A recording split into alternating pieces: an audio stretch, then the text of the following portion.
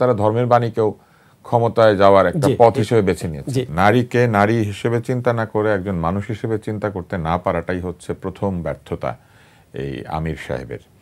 নারী কি চায় এটাকে উনি জিজ্ঞাসা করেছেন? উনি বা ওনার দল কি পারে নারীর জন্য কোনো কিছু নির্দিষ্ট করে এইভাবে বলে দিতে? পারেন না। এমনকি যে আহ্বান তিনি জানিয়েছেন তার মধ্যে অনেক যৌক্তিক ব্যাখ্যার অভাব আছে। প্রথমত উনি কিভাবে জানলেন যে নারী আসলে কাজ না করে 5 ঘন্টা 3 ঘন্টা এইভাবে তার কর্মঘণ্টাকে ভাগ করতে চায়?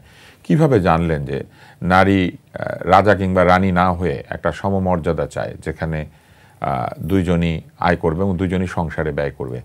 আছেন হয়তো এরকম অনেক নারী যারা রানী হিসেবে জীবন কাটাতে চান, তো সেরকম তো পুরুষও আছেন যারা রাজা হিসেবে জীবন কাটাতে চান। তৃতীয় হচ্ছে উনি যখন বলছেন যে তাকে রানী বানিয়ে রাখো, তাহলে উনি কিন্তু এটাও বলছেন তোমরাও রাজা হয়ে থাকো, তাই না? তো পুরুষকে রাজা ডিক্লেয়ার করার অধিকারী বা তাকে কে দিয়েছে ঘুরায় ফিরায়? তারপরে উনি চিন্তাই করেন নাই যে বাসায় যেসব হেল্পিং হ্যান্ড আছেন প্রচুর নারী, তারা কি করবেন? তারা কর্মঘণ্টা কিভাবে সীমিত করবেন? উনি চিন্তাই করেন নাই বাংলাদেশে প্রচুর নারী আছেন যারা সরাসরি কাজে যোগ দিয়ে বেতন পান না, কিন্তু আমাদের বাংলাদেশে যখন ফসল ঘরে আসে নারীরা সেই ফসলের যত্ন নেন, ধান শুকান, ধান মাড়াই করেন, ধান সংরক্ষণ করেন এবং তারা পুরুষের কাজে প্রায় সমানভাবে সহায়তা করেন। তো নারী গরু চড়ায়, ছাগল চড়ায়, সন্ধ্যার সময় যে আমাদের সেই কবিতা কি এখনো ভুল হয়ে গিয়েছে যে আমিনাকে বলছে যাতে তরা করে বাড়ি ফিরে গরুটাকে সাথে নিয়ে? তো সেই আমিনারা কি এখন আর নাই? আছে তো।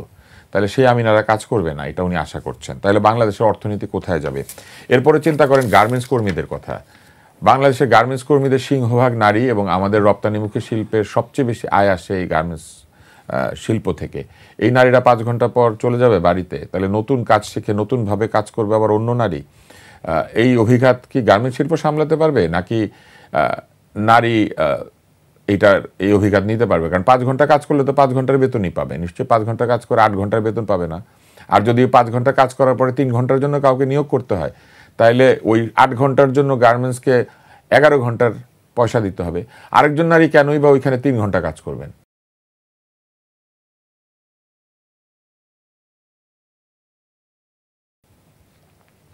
তিনিও তো 5 ঘন্টায় কাজ করবেন, তাহলে কি 10 ঘন্টায় শিফট হবে? মানে এগুলো অযৌক্তিক, এগুলো হচ্ছে এক ধরনের রাজনৈতিক ভাওতা।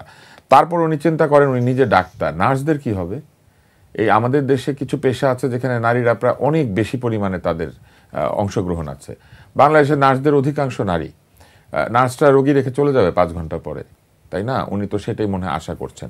বাংলাদেশে এমনকি ডাক্তারিতেও কিছু কিছু সাব স্পেশালিটি আছে যেখানে নারীদের প্রবল প্রতাপ, যেমন গাইনোকোলজি অ্যান্ড অবস্টেট্রিক্স, এখানে প্রচুর নারী এখন ডাক্তার।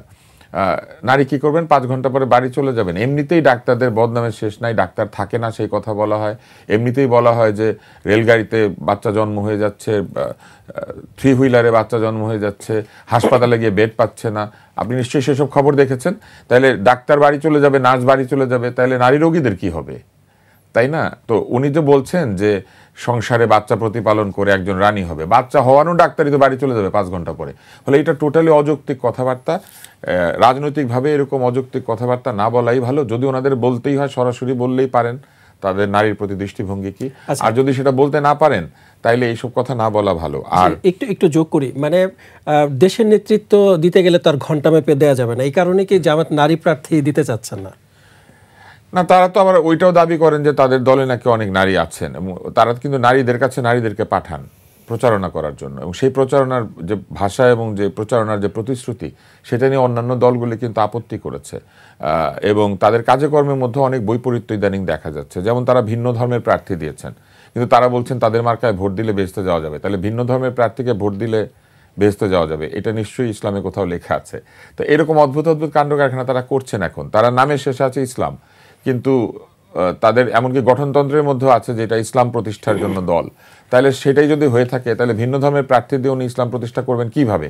ওই ভদ্রলোক কিভাবে তার এলাকাতে ইসলাম প্রতিষ্ঠা করবেন? ফলে এগুলি সব আমরা লক্ষ্য করছি যে ক্ষমতায় যাওয়ার জন্য এক একজন এক এক বিষয়কে ব্যবহার করেন, এবং আজকে আমাদের কাছে খুব দুঃখজনক মনে হচ্ছে যে এরকম একটি দল তাদের কাজকর্মের মধ্যে দিয়ে এমন একটা অবস্থা তৈরি করেছেন মনে হচ্ছে তারা ধর্মের বাণীকেও ক্ষমতায় যাওয়ার একটা পথ হিসেবে বেছে নিয়েছে।